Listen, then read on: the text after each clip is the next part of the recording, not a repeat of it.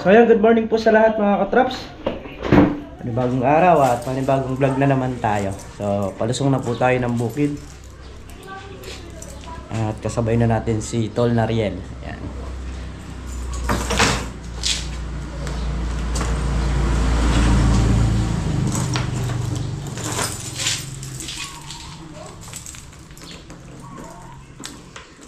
Let's go na po tayo. So yun mga katraps, at palusong na nga kami ng Lucky Farm. So good morning po sa lahat.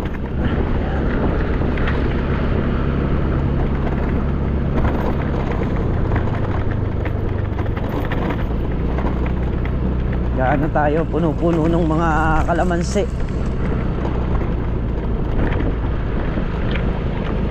Yung lahat ng may mga baging tatanggalin natin. Madalang lang naman din. Hindi naman ganun karami yung mabaging niya kasi na-spray yung ilalim. Tapos malinis naman yung mga iba.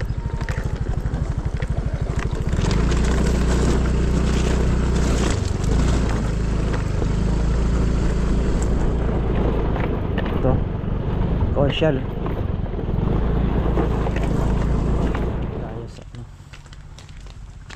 Baboy at ito nga. So nanga-enjoy ka na. Ano na rin to? Oh, naglandi na. Ito rin yung kapon eh. Oh, yan yung tatlo na yan. Hindi siya nakapaglagay ng date kasi wala sigurong pentel. 26. Ano naman, dako mo na. Oh, hindi kailangan mai-continue. Daw yan. Na? 41 days. 41 to 45. Yan, titingnan niya yan kung nagdiretso. Ay ito, kung kaya naiwan tayo ito, saan niya to? Sa latog. Ha? Kaya pa rin na. Hindi na maiiwan yan. Ito yung pinang-i-inject sa dati. Bah, ba't tinanggal yung ano nito? Ay, pinalagyan ng ano. Ng kawayan na lang. Hindi masusugat daw sila din eh. Ah. Kaya masusugat yung mga ari nila. Oo. Para hindi na naatrasan ano. Ayan o. Ayan yung pinaka kuwan niya. Ito yung pinapasok ng buo sa baboy yan. Ayun, yung lagay na semilya. Oo. Tatlo yan. Yung ganyan. 5 ay dalawa. 5. Kailangan ko may 3. Bumalik siya sa isa. Bumalik siya. Ayan, meron na mga kargatong 3. So yun ang mga katrops. Pagka halimbawa hindi nagtuloy, babalikan niya yan para injikan uli. So babalikan din niya yan after mahigit 1 buwan. Yan, mahigit 1 buwan mga katrops. Makikita na niya kung nagtuloy yung pagbubuntis ng mga baboy. At pag nagtuloy na, so okay na nun, mga June, oo. Kasi na ngayon, February, March, April, May, June yan, June. 120 days kasi pagka basal ang baboy, pero pagka pangalawang anak ka na, nasa 110 to 112 days na lang ang inaabot. Pero hindi ba pako yan? Yung nasa kawayan, hindi pako yan? Ayan, baka mamaya maapakan. Oh, yan. Maya lilinisan natin sila.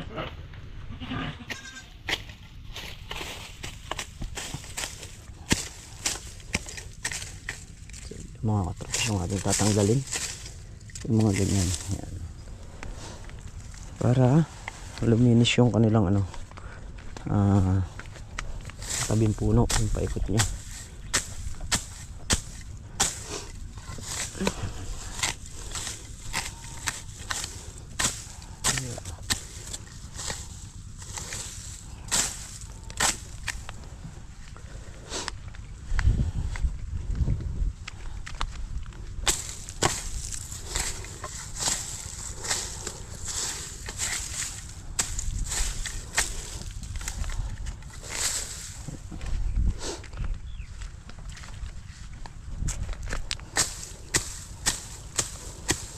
Unang-una magandang tingnan na malinis yung paikot.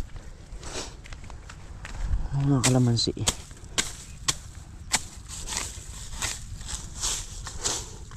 Saka yung mga baging sa ilalim yan, madadamay na.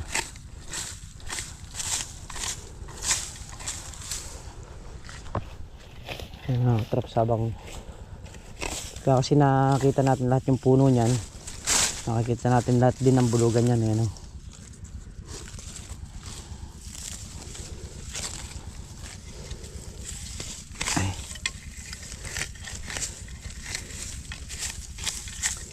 Mga liit-liit na bulugan, matatanggal na natin kagaya nito.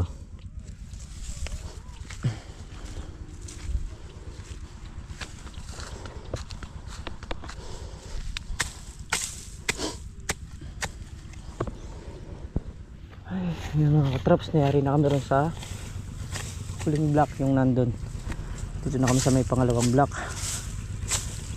Yan. So doon nakabawas na rin ako ng isang dayos.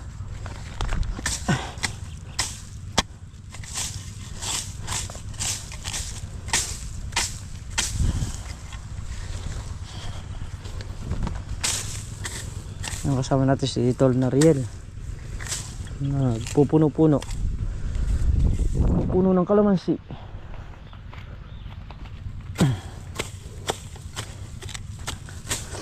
Ito kasi mga katraps, pagka kaya ginaganito natin para pag tumubo yung damo,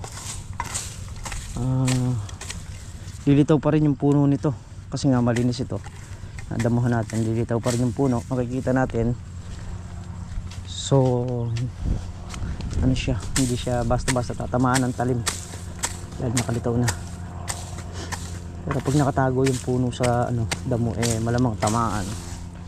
Kaya nagpupuno-puno tayo ng mga kalamansi.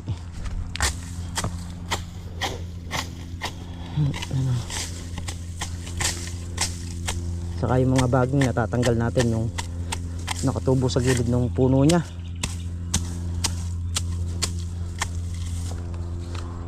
Hindi na siya makakapormang makakakit sa taas.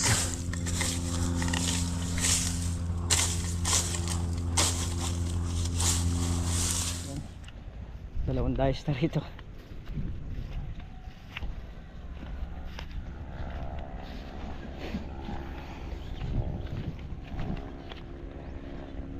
So unang block okay na. Dito bali 2, 4, 6, 8, 10, 12,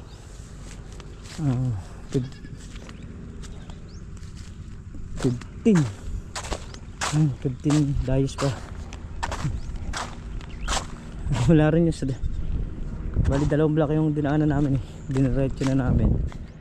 So yung iba niyan malinis naman, mamaya lalakarin na lang natin.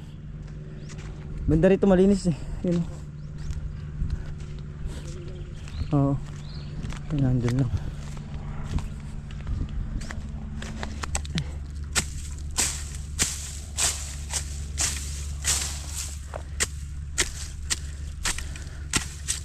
Banda lang dun. Nandito naman okay. Ayan, kita yun na iniiwasan namin dito yung baging talaga, na yung mauukyatan ng baging delikado yung mga kalamansi, mapupupot. Ayan, start na ulit tayo.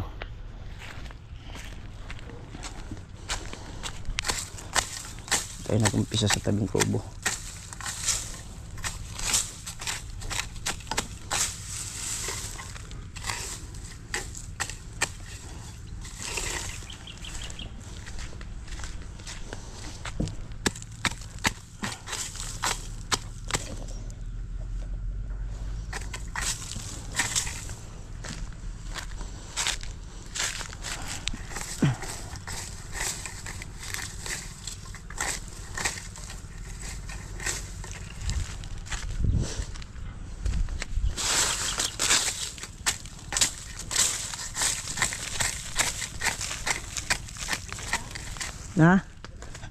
Dito na, pag ito naman kasi madalang lang, lalakarin na lang natin halos yun.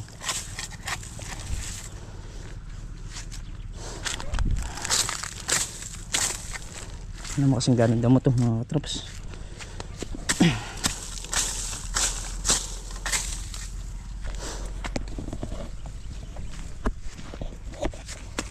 Yung mga tumutubo pang sitaw.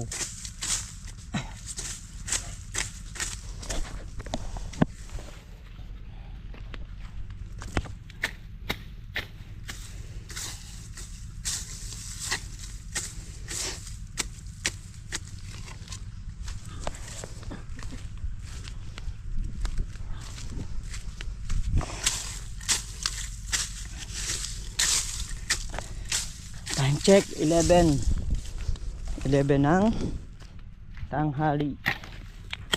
Ayan.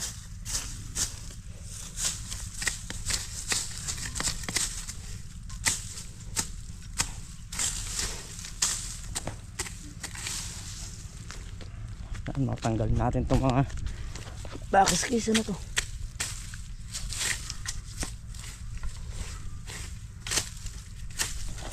Dito na lang. Ito okay na. Dito na lang kami. Yan. Adamuhan natin yan.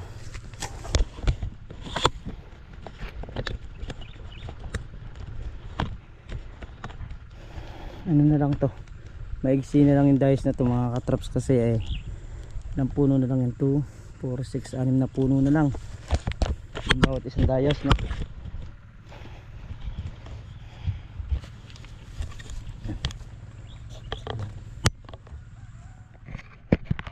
Si Tol na real yun na nag-umpisa.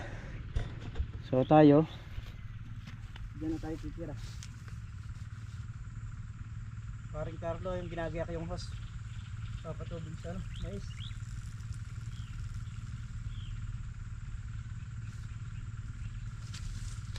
Papatubig siya sa mais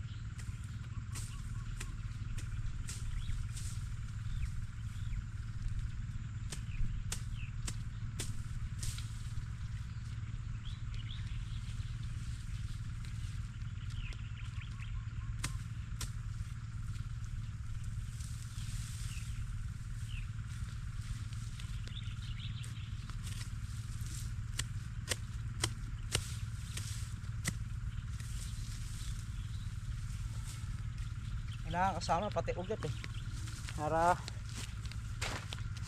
di na tumubo bali ang natira niyan yung gitna na lang, bali ilang dice na lang din yun. Bukas di ka makakalusong na meron silang lakad bukas kayang kaya na natin yun.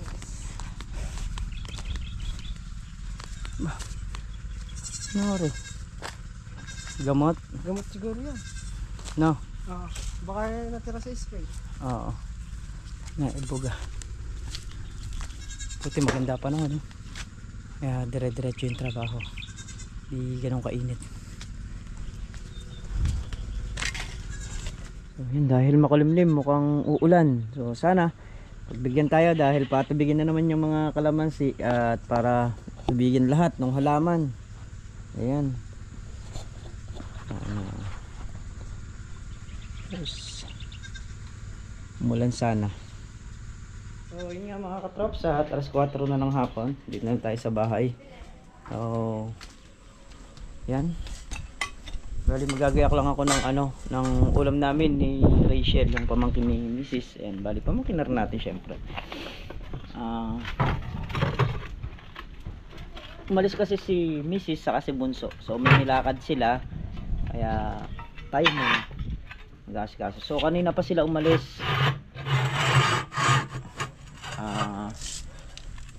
Mga 10, mga ganun. Ay, may lalakarin pa na sila sandali. Ayan, mga hito natin, bali 2 beses ko nang napalitan ng tubig to. Ang sisigla pa rin. So, isa lang dyan yung lulutuin natin mga katrops. Dalawa lang kasi kami. Baka naman hindi namin maubos pagka iluto natin lahat. So, masasayang lang, di ba? Kaya magluluto tayo ng isa. Ang sisigla. So yung hito kasi iba yung pabibiyay mo muna kahit na mga 2 araw, tapos papalitan mo ng tubig kung ano man yung kinain nila, ilalabas nila.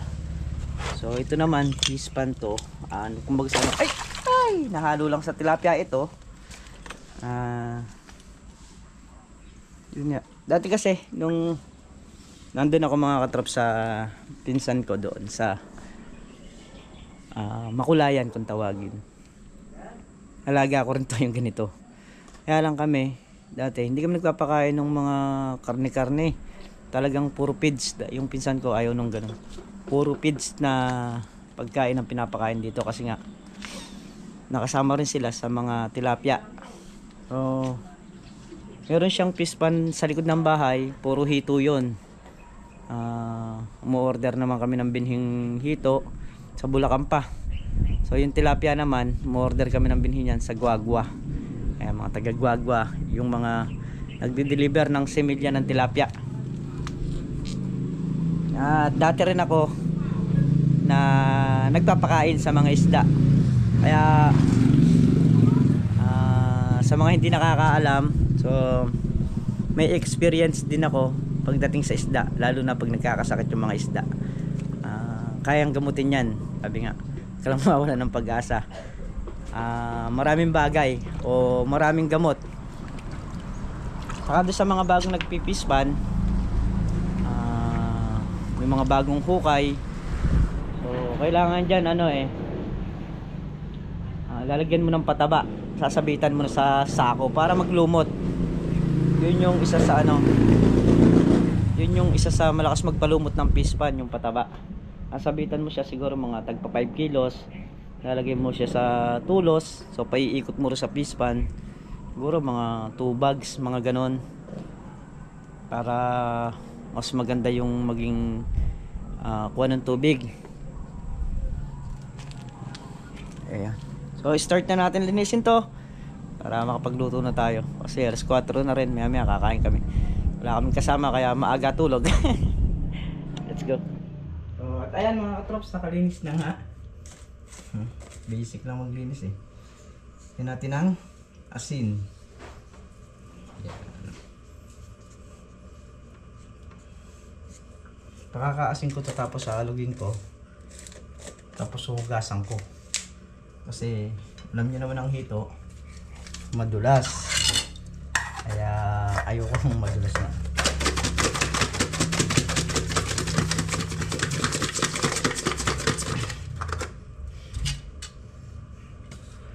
Tama.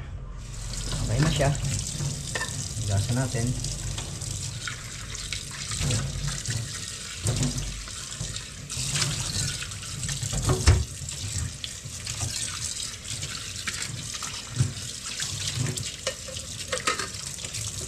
Maganda rin nag-aalaga ng ng mga isda.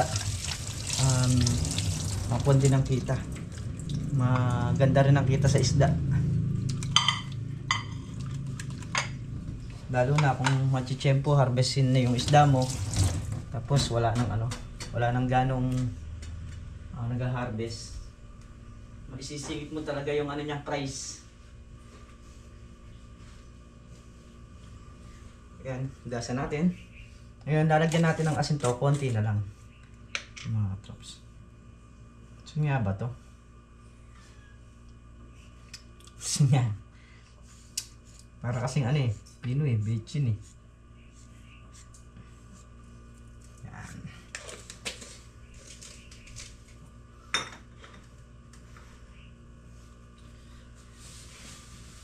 Kawali.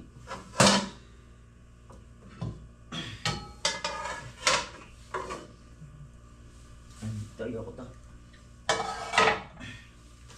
Itong nakalabas natin.